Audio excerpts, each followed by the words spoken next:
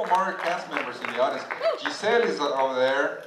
We have Giselle, we have Brittany somewhere. We have Janie Lowe in the audience. So it was cool. Yes? So I'm just wondering, how do you plan on distributing down in Spanish-speaking countries?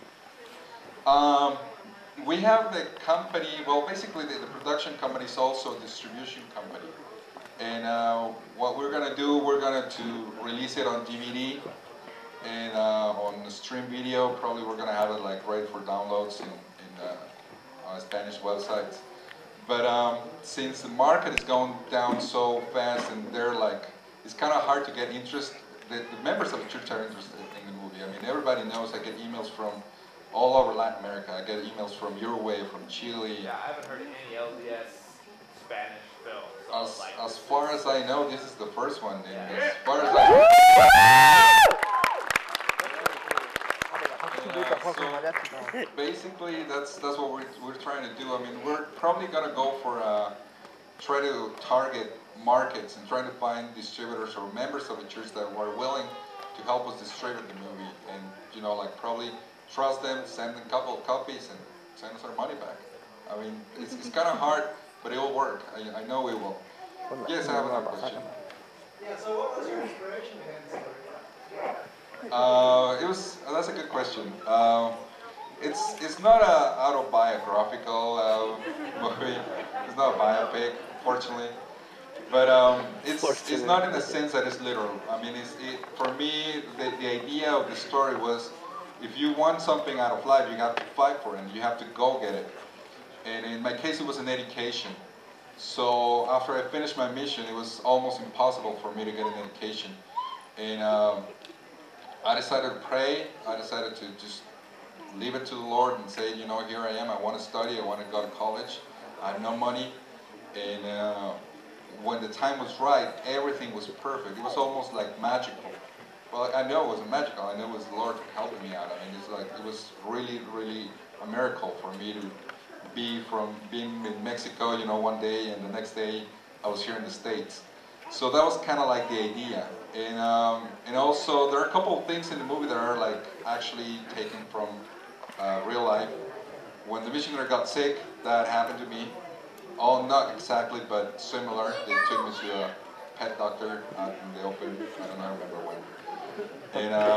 And then another thing that is real is the roommate. I had a roommate just like that in college. I mean, with the gun and with the beers and cigarettes. So that was real. And Couch Boy, I think it was almost kind of real, you know, like not to that extent. But yeah, there were a couple of real experiences, but not all mine and not all, you know, like it wasn't a biopic. You guys have any questions for our cast members? Because I want to pass the microphone to them, so I'm really nervous. Questions? How did you like the tacos al pastor there? Oh, hold on. The first question was, did he really pee that long? And the answer is yes, he did. Nah, just kidding.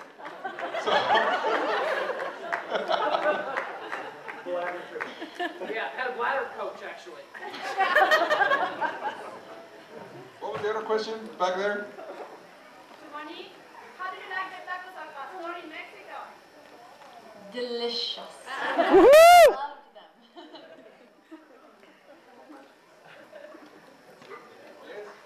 Overall, what was your experience filming in Mexico versus filming in the U.S.?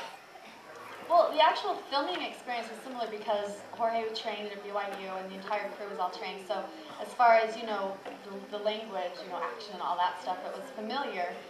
The culture, of course, was very different. And my family's from Guatemala. Dad, raise your hand. Hello.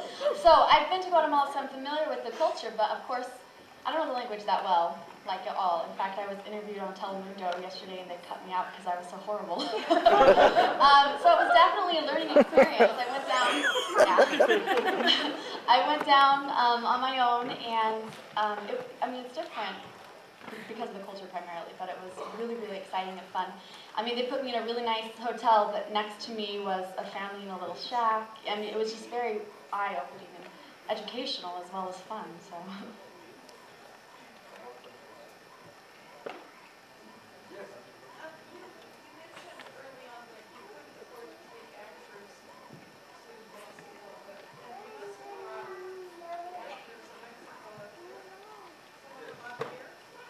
Yes, we had two actors from Mexico.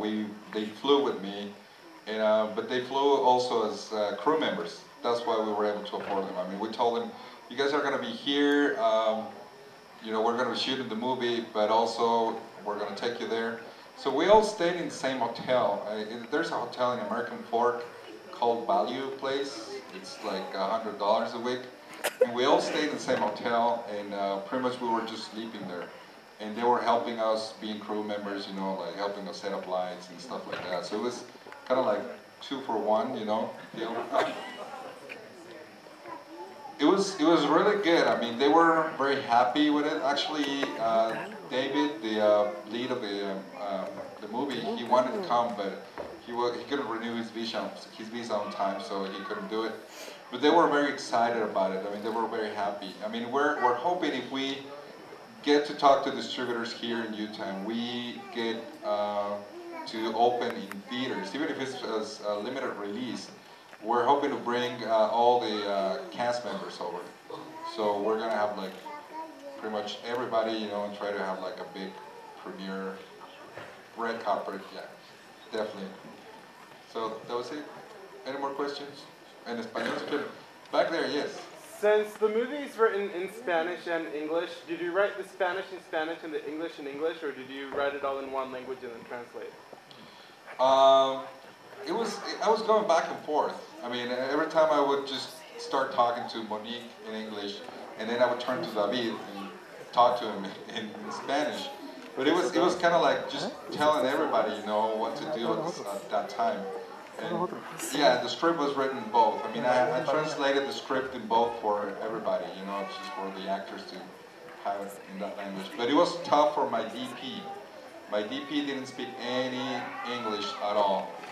So basically had no idea what was going on sometimes. And you know, it was hard for me to jump from talking to the actor, setting up the shot, and then going back to him and telling everything back again in Spanish. I think that was the hard part for me when we were shooting here in Provo. In Mexico, we didn't have that problem. Any more questions? Yes. One more question. What was that? ¿Dónde está Pedro?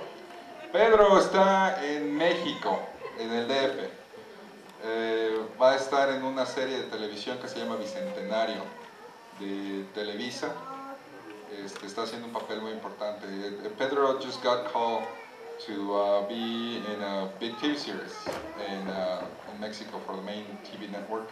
It's a historical series that they're doing since it's 200 years since independence. So that's what he's doing. And he couldn't get his visa on time, that's why. So we have one more question. Yes. ¿Sí?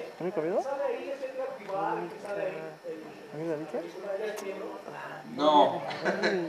Edgar Vivar no es miembro de la iglesia. Pues no le digan a nadie, si la gente les pregunta es como que queremos mantenerlo en secreto. Se han abierto muchos temas. Hay gente que dice que hasta Capulín es miembro de la iglesia. No. Pero no, realmente no. Tuvimos la suerte de conseguir a Edgar porque había trabajado con la compañía unos meses antes. Y él estuvo trabajando con la compañía. Una de las actrices no pudo llegar, que era el personaje que teníamos, donde íbamos a llevar al actor de renombre. Y hablé con el productor y le dije, necesito que me cambies entonces a los protagonistas. O sea, una amiga mía puede hacer este papel. Y háblale a Rubén Zamora, que es el que está en los simuladores. A él lo conozco desde hace como 10 años. Y Edgar Vivar. Entonces, por eso fue muy agradable y todo. Me contó que tuvo una novia miembro de la iglesia en la preparatoria. Yes, so I'm going to summarize that in English. Edgar Vivar, the guy who plays the stake president, he is, he's not a member of the church. That was the question they asked. I mean, he's a big guy in a big show. It was like the longest running sitcom in Latin America. So we got him because he had worked with the company before, and we just had him for one day, and we shot everything in one day. And, but ever since we showed him on trailers on Facebook and YouTube, everybody kept asking if the guy was a member of the church. And even they were saying things like some other comedians from like back in the 50s, they were also members of the church, but none of them were. So that was the idea. So I guess that's it. Thank you guys for watching.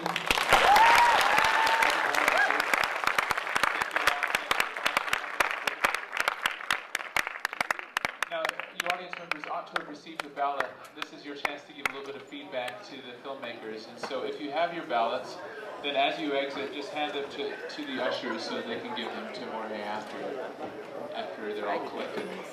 Thank you very much for being here. I hope you enjoy the rest of the festival. Hope you'll join us for other movies in the next couple of days. Claro. And if you're wondering how the ballots work, you don't need a pen or a pencil. Just tear along the dotted line. Mo- along the